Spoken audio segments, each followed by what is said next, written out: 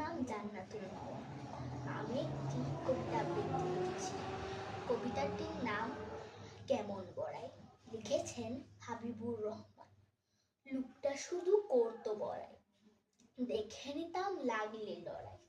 We টিভিতে মারতো ঘুষি, চোখ পাকিয়ে জোরসে ঠুসি, বাহু ঢুকে ফুলিয়ে ছাতি, বলতো আসুক ভাগ কি হাতি। আমি কি আর কারেও ডরাই, ভাঙতে পারি লোহার কড়াই। শুনে সবে কাঁপতো ডরে, খিল লাগিয়ে থাকতো ঘরে। একদিন এক ভোরের বেলায় বেভাগ লোকের ঘুম ভেঙে যায়। ঘর থেকে সব বাইরে এসে বাড়িয়ে গলা দেখলো শেষে ডিবির পাশে ভাদের গোড়ায় লোকটা কেবল গড়িয়ে বেড়ায়।